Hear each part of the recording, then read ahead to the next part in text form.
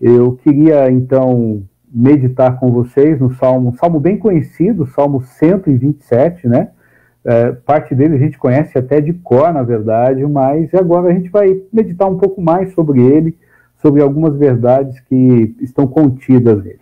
Então você pode acompanhar comigo aí a leitura do texto da Palavra de Deus. Salmo 127, começa assim: Cântico de romagem de Salomão. Se o Senhor não edificar a casa, em vão trabalham os que edificam. Se o Senhor não guardar a cidade, em vão vigia a sentinela. Inútil vos será levantar de madrugada e repousar tarde, comer o pão que penosamente granjeastes. Aos seus amados ele dá enquanto dormem. Herança do Senhor são os filhos, o fruto do ventre, seu galardão. Como flechas na mão do guerreiro, assim os filhos da mocidade. Feliz o homem que enche deles a sua aljava, não será envergonhado quando pleitear com os inimigos à porta. Eu entendo que, à luz da palavra de Deus, todos os momentos que nós passamos na nossa vida, sendo nós cristãos, nós temos algo a aprender. Na verdade, a Bíblia diz que todas as coisas ocorrem para o bem daqueles que foram chamados, daqueles que são chamados, que eles são amados, são chamados segundo o propósito de Deus. E o propósito de Deus é nos tornar mais parecidos com Cristo, a semelhança de Cristo. Então, todas as experiências boas e ruins vão produzir em nós Cristo sendo gerado em nós, na verdade. E eu penso que esse tempo que nós estamos vivendo no mundo e no nosso país, nas nossas cidades, onde a gente não tem tanta liberdade para poder sair, conversar com pessoas, tocar pessoas, nos reunirmos como igreja, eu creio que esse tempo é um tempo que Deus tem muito para nos ensinar. É interessante que um pequeno vírus, algo que a gente não consegue enxergar, nos fez lembrar de algumas verdades que nós esquecemos. Nós vivíamos na correria do dia a dia, preocupado com tantas coisas e com tantas circunstâncias, e de repente nós fomos obrigados a pisar no breque, fomos obrigados a parar tudo e ficar estáticos. Esse momento fez nos lembrar que a nossa vida ela é passageira, ela é como uma flor bela, mas essa flor bela ela murcha e ela seca. Esse vírus fez nos lembrar que existem muitas coisas que não estão no nosso domínio, que não estão no nosso controle, e que, na verdade, nada está sob o nosso controle. Esse momento que estamos vivendo nos faz lembrar que nós precisamos aprender, na verdade, a confiar em Deus em toda e em qualquer circunstância. Eu creio que esse texto que nós acabamos de ler tem muito para nos ensinar a respeito disso nesta noite, sobre aprender a confiar, aprender a depender de Deus. Eu queria iniciar com uma frase, eu gostaria que você guardasse isso no seu coração. Quando confiamos toda a nossa vida a Deus, desfrutamos o cuidado pleno do Senhor. Quando nós confiamos toda a nossa vida a Deus, desfrutamos do cuidado pleno do Senhor. Sobre isso que eu quero falar com você nesta noite. É interessante que esse texto começa Cântico de romagem de Salomão. É importante nós olharmos para esse enunciado desse salmo e lembrarmos que esse era um salmo, um cântico, que as pessoas cantavam enquanto estavam indo em direção a Jerusalém, o centro de adoração, onde as pessoas iam pelo menos uma vez por ano para adorarem a Deus. As pessoas iam de todos os lugares de Israel e até fora de Israel. Então, era um cântico que os romeiros, na romagem até Jerusalém, cantavam. Eles eram peregrinos naquele caminho. Como nós também somos peregrinos aqui nessa terra. Nós também não pertencemos a essa terra. Estamos em peregrinação até Jerusalém celestial. E nessa peregrinação, nós estamos sujeitos a muitas coisas. E nós precisamos, então, aprender a depender completamente de Deus, completamente a Deus. E conforme eles estavam caminhando até Jerusalém e cantando esses cânticos, principalmente esse, o 127 é um deles, eles iam cantando sobre algumas verdades. E esse cântico também é um cântico e é um salmo que foi composto por Salomão em sua época. Então nós podemos ver aqui neste salmo algumas experiências que o próprio Salomão passou. E ele então traduz isso neste cântico tão belo que depois foi cantado pelos romeiros que iam até a Jerusalém. O texto nos apresenta três figuras, três ilustrações de como nós precisamos aprender a depender de Deus. A primeira ilustração é a ilustração de um construtor, de alguém que está construindo uma casa. A segunda ilustração é a ilustração de um sentinela, de um guarda. A terceira ilustração é a ilustração de um pai de família que tem vários filhos. Então, vamos começar pelo início. A primeira ilustração que é nos apresentada é a parte A do versículo de número 1. Se o Senhor não edificar a casa, em vão trabalha os que a edificam. O texto começa, então, logo de início, dizendo, se o Senhor. Tudo começa com Deus. E depois ele vai dizer qual é a consequência se Deus não estiver em primeiro lugar. Se o Senhor não edificar a casa, em vão trabalha os que a edificam. Então, nós temos aqui essa figura de um construtor, de alguém que está construindo uma casa. Agora, imagina, para você construir uma casa, você precisa sentar, você precisa planejar as dimensões dessa casa, você precisa pensar no material que você vai usar, você precisa planejar a construção dessa casa. Imagine isso, ok? Ele precisa não somente planejar, mas ele precisa executar o seu plano. Então, para ambas, é necessário esforço. Esforço tanto no planejamento, quanto na execução deste planejamento. Agora, veja que o esforço, ele precisa começar em Deus, os nossos planejamentos, a nossa vida, precisa começar tudo em Deus. Nós precisamos confiar nele e depositar nossas vidas nele e saber que ele dará o resultado aos nossos esforços.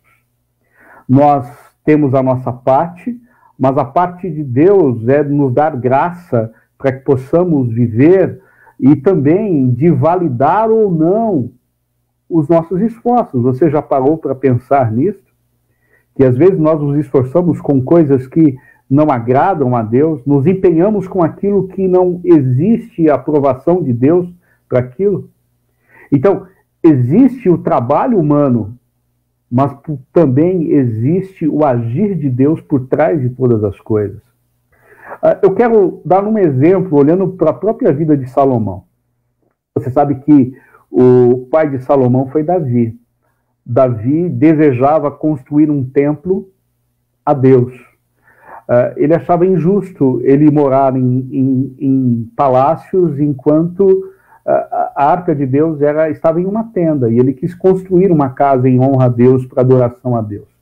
Deus não permitiu com que Davi fizesse isso, mas disse que o seu filho iria estar construindo o templo. Então Davi, mesmo sabendo que não era ele que iria edificar, mas o seu filho, o que ele fez? Ele pegou e deixou todo o recurso financeiro e material para que Salomão, seu filho, pudesse construir aquela casa em adoração a Deus, o templo a Deus. Agora imagine, Salomão poderia pensar assim, ok, eu tenho todo o recurso, eu tenho todos os planos, eu tenho todo o recurso material e financeiro, então eu posso fazer o que eu quiser agora.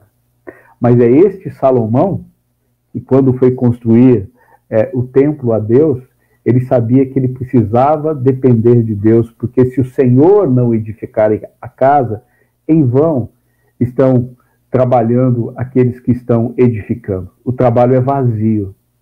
Então, o que a gente aprende aqui é que Deus precisa estar em primeiro lugar. Nós não devemos ser daqueles que fazemos planos, projetos e temos sonhos, e o que a gente espera de Deus é que Deus aprove, então, aquilo que a gente quer.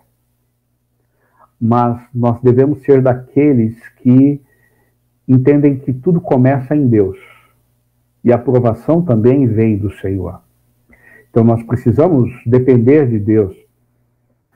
Por quê? Para que os nossos esforços não sejam desperdiçados. Para que os nossos recursos não sejam desperdiçados. Para que o nosso tempo não seja desperdiçado. Porque senão, nosso esforço, nosso tempo, nossos recursos serão vazios, serão em vão. A Bíblia ela é rica e ela traz uma história fantástica da construção da Torre de Babel ali no início do livro de Gênesis.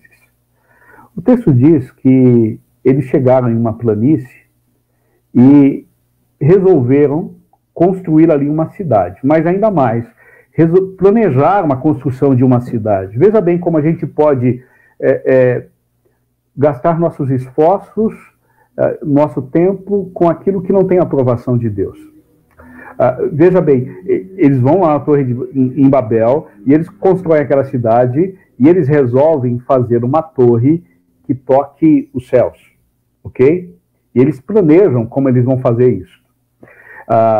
Eles têm uma ideia, eles planejam, eles pegam barro, eles fazem tijolos, eles queimam esses tijolos, eles usam como argamassa o betume e começam a construir esta torre. Foi bem planejada, foi bem pensada.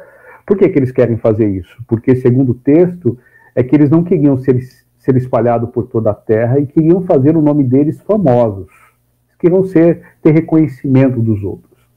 O grande problema é que Deus disse para Noé, como também Deus disse para Adão e Eva, que eles deveriam se multiplicar e encher a terra. Eles deveriam se multiplicar e espalhar-se pela terra, para que o Deus fosse glorificado em toda a terra. Mas o que eles querem? Eles querem construir uma torre que toque aos céus, algo impossível, claro, mas eles querem que eles se tornem famosos por causa da sua grande obra, e eles não querem obedecer a Deus e se espalhar. Veja que tudo que eles estão planejando e executando e gastando seu tempo e recursos era contrário àquilo que Deus mandou com que eles fizessem. E a gente sabe o que aconteceu. Deus interveio e eles foram espalhados por toda a terra como Deus havia mandado. Por isso que Provérbios 16:3 diz da seguinte forma: consagre ao Senhor tudo o que você faz, e os seus planos serão bem-sucedidos. Veja, começa em Deus. Se nós, em vão trabalha aqueles que edificam, se o Senhor não estiver com eles. Além disso, há um ponto importante, é aprendermos a reconhecer Deus, porque tudo de bom só pode vir do próprio Deus. É graça dele. Então isso deve ser uma advertência para nós também. Quando somos agraciados e abençoados e os planos acontecem, nós precisamos aprender a reconhecer Deus e não nos vangloriarmos de que foi pela nossa força, pelo nosso entendimento e pelo aquilo que nós somos. Nós precisamos aprender a reconhecer Deus. E eu entendo que esse tempo que nós paramos aí, obrigatoriamente, nos faz pensar, nos faz refletir se nós estamos como que correndo atrás do vento, ou se nós estamos colocando Deus em primeiro lugar na nossa vida. Nós precisamos aprender a depender dele, porque até mesmo as nossas forças, elas são falhas e são limitadas. Bom, o texto apresenta uma segunda situação. O texto nos coloca uma outra imagem. a imagem de alguém que é um guarda da cidade. O texto diz: se o Senhor não guardar a cidade, em vão vigia a sentinela. É interessante porque a segunda imagem aqui é de uma sentinela, de um guarda. Imagine uma coisa. Imagine que uma cidade toda cercada por muros muito grossos, espessos e muito altos. E no alto desse muro existe uma torre, onde fica um sentinela, um vigia. Alguém que fica ali o tempo todo atento, percebendo se alguma ameaça vem contra a cidade, se algum inimigo vem contra a cidade.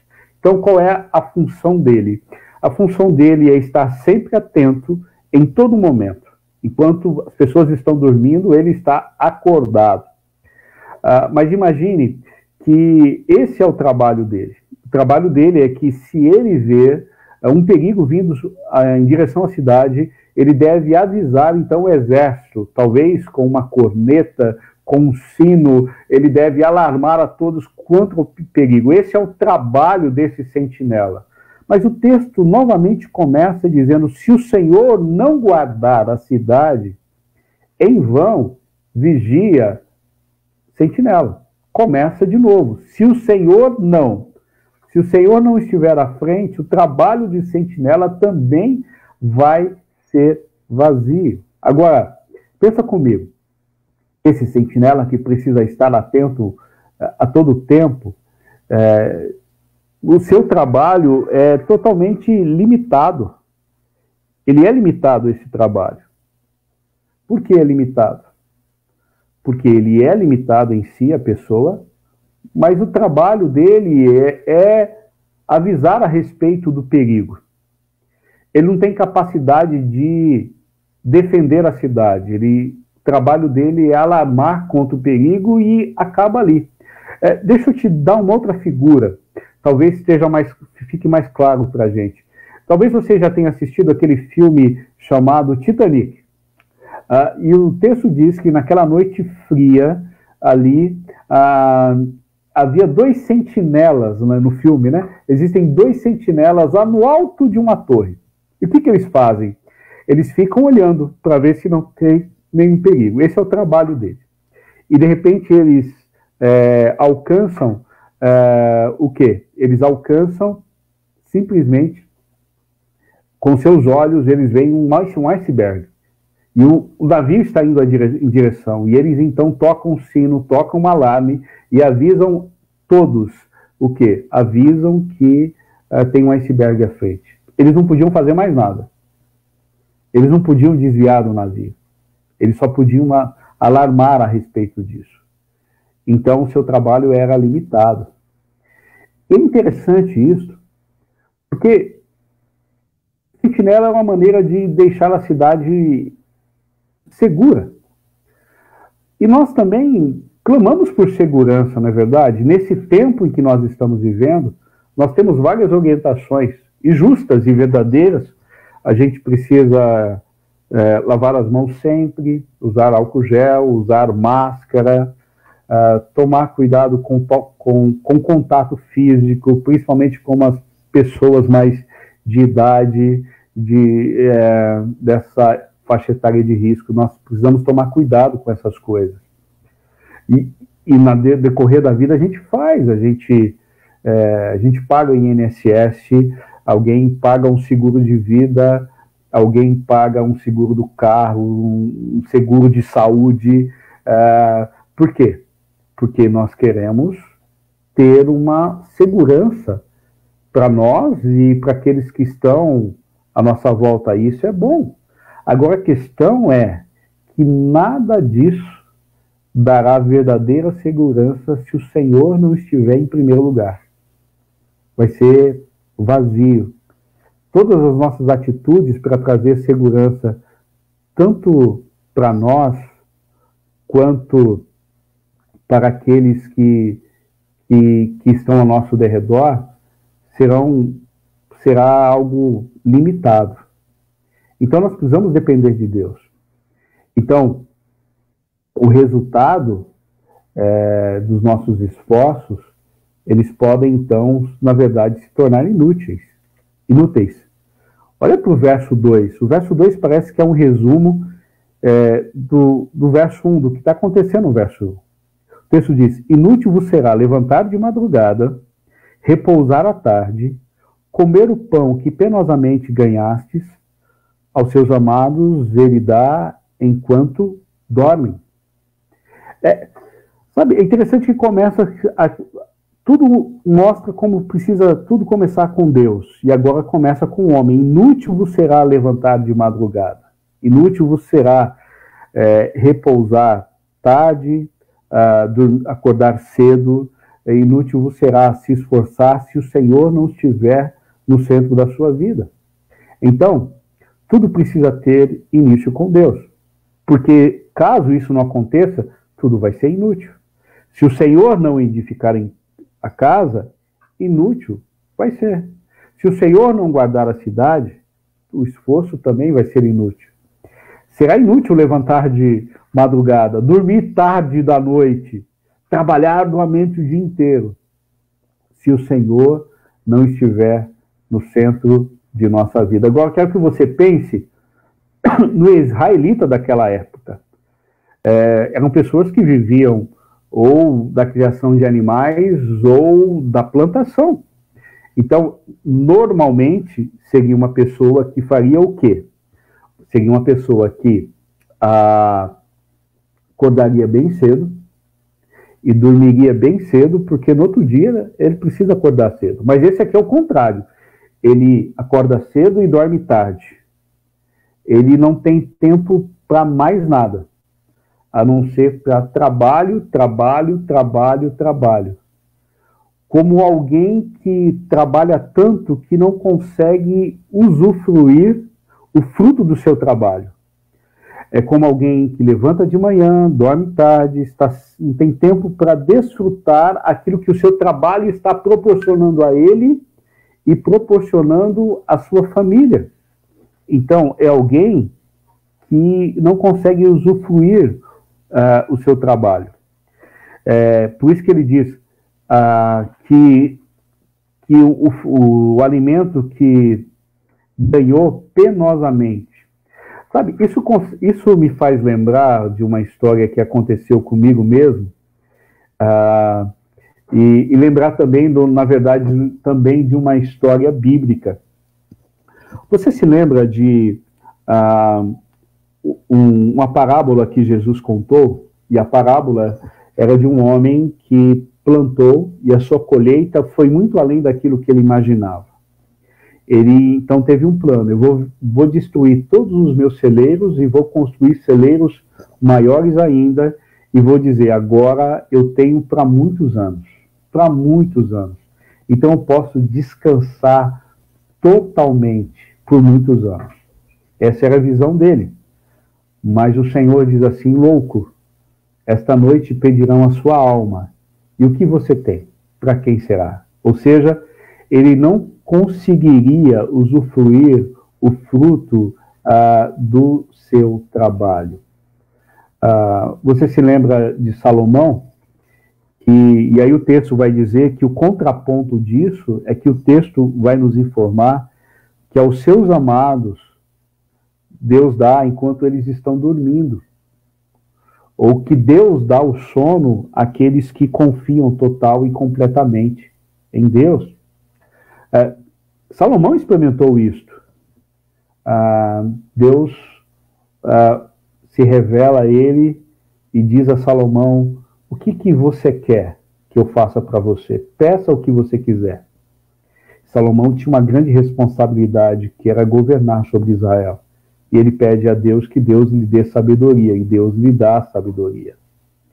Então, quando a gente olha para esse texto nos faz enxergarmos que nós precisamos depender de Deus e não correr atrás do vento.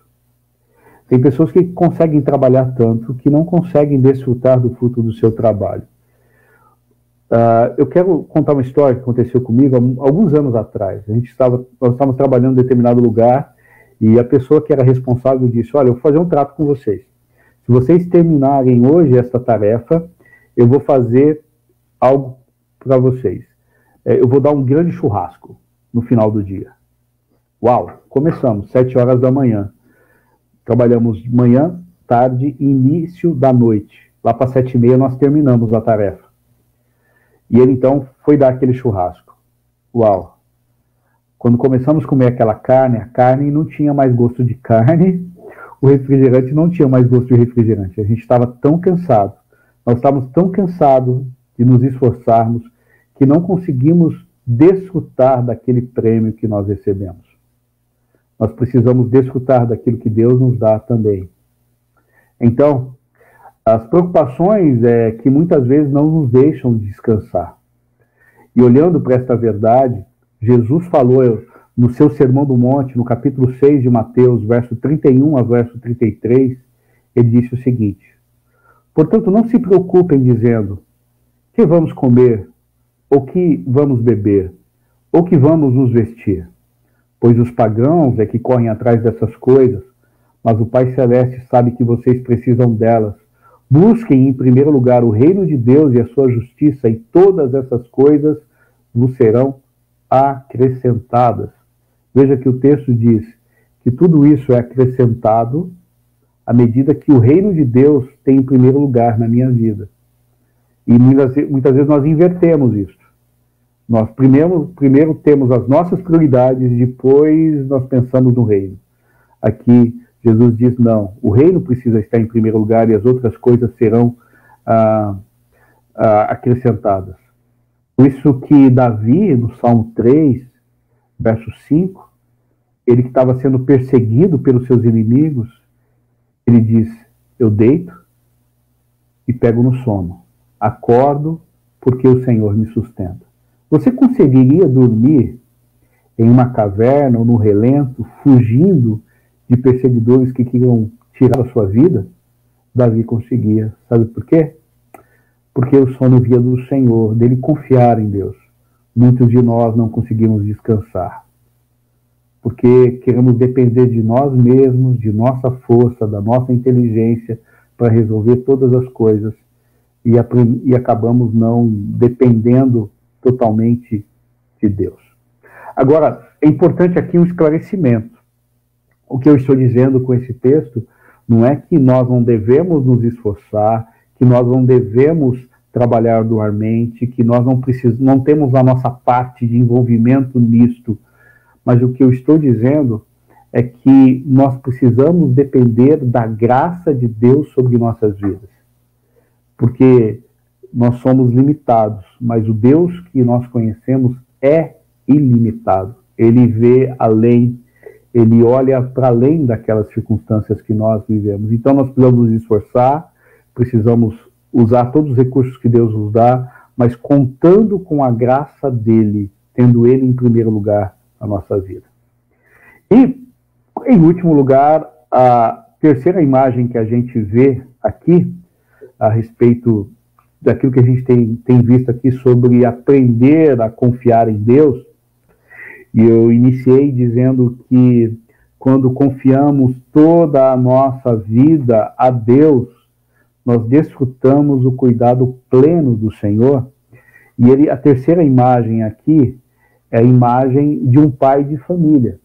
Olha só, o verso de número 3, 4 e 5. Herança do Senhor são os filhos, o fruto do ventre, o seu galardão. Como flechas na mão do guerreiro, assim os filhos da mocidade. Feliz o homem que enche deles a sua aljava, não será envergonhado quando pleitear com os seus inimigos à porta. Mais uma vez, Deus vai dizer que nossas forças são insuficientes e que nós precisamos de Deus. E como ele faz isto?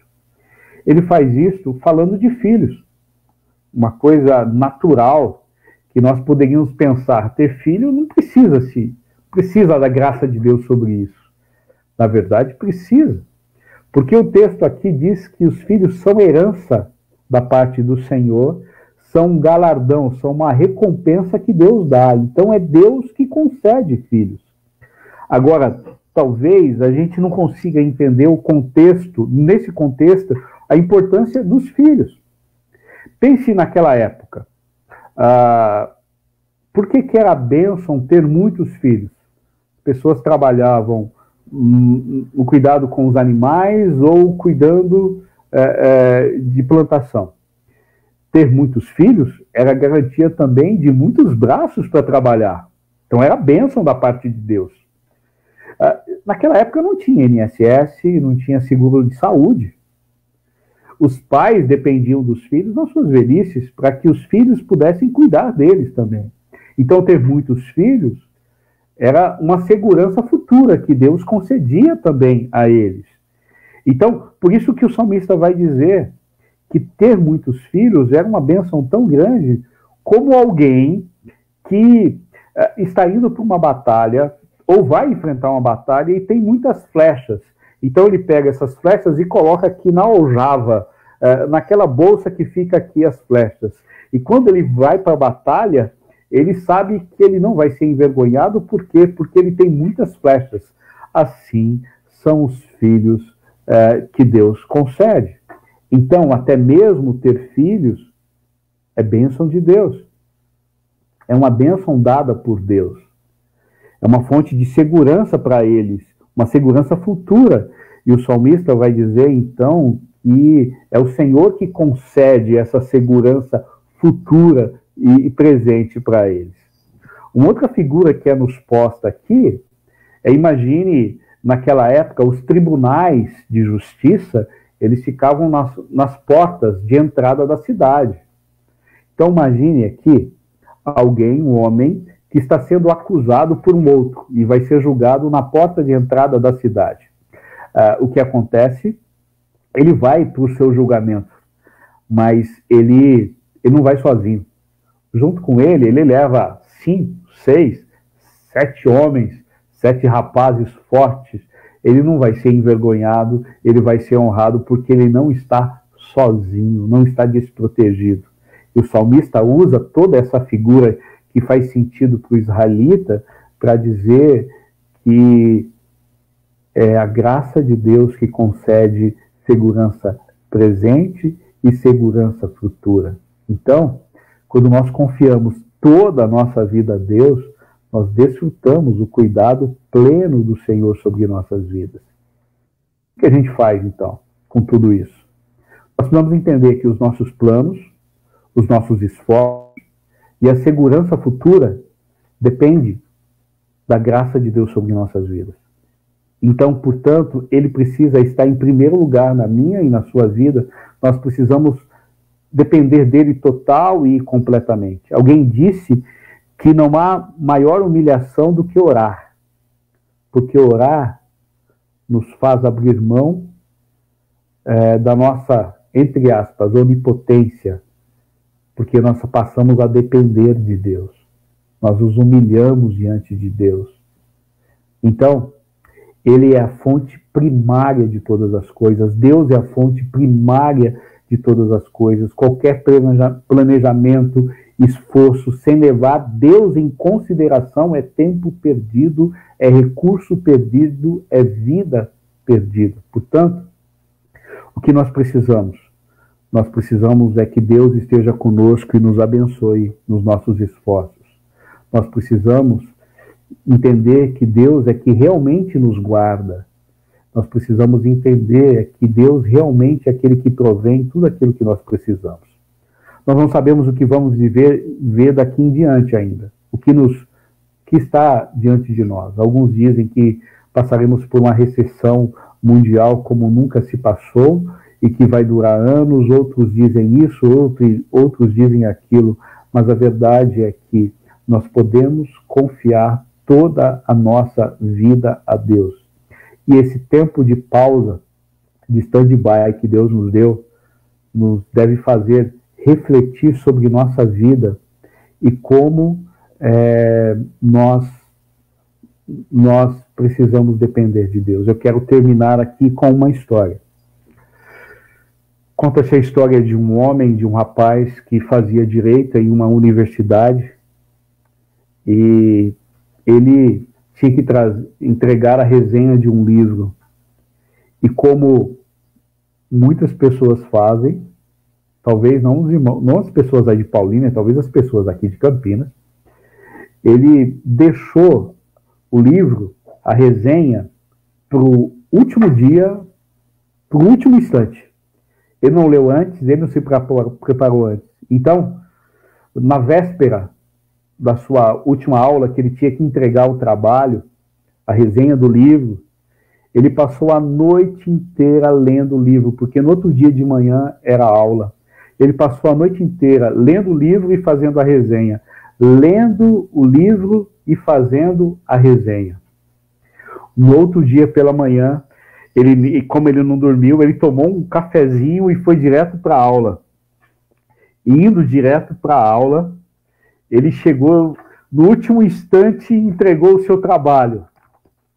O professor pegou o trabalho dele.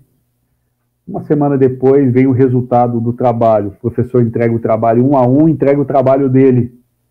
Ele pega o seu trabalho e a avaliação está escrita assim: uau, parabéns, você fez um ótimo trabalho, você fez uma ótima resenha do livro. Você captou corretamente o que o escritor queria transmitir. Pena que você leu o livro errado. Você entendeu? Ele gastou todo o seu tempo, todo o seu esforço lendo o livro errado. Não adiantou nada. Não adiantou nada. Então, não gaste a sua vida correndo atrás do vento, mas coloque Deus em primeiro lugar. Eu estou vendo aqui que o Luiz Novaes, lá de Pereira Barreto, está aqui. Fomos amigos de seminário. Um abraço, viu, Luiz? Um abração para você. Eu vi também, até minha tia lá de Jales está aqui, a tia Neuza. Bom, de oração é que esse tempo de espera, de stand-by, nos faça refletir sobre a nossa vida e como nós podemos depender de Deus. Eu gostaria de orar com você e eu gostaria de terminar só dizendo que quando nós confiamos toda a nossa vida a Deus, nós desfrutamos do cuidado pleno do Senhor. Vamos orar? Senhor, eu quero te louvar nesta noite, porque ao ler tua palavra, ela nos desafia a acalmarmos o nosso coração e confiarmos no Senhor, em descansarmos em ti, em fazermos a nossa parte e contarmos com a graça do Senhor sobre nossas vidas. Que nós, ó Deus, a cada momento da nossa vida, possamos então nos sentirmos seguros, ó Deus, nas tuas mãos. Sabedores que somos limitados. Nossa vida pertence ao Senhor. E nós te louvamos, ó Deus, por essa verdade. Em nome de Jesus. Amém.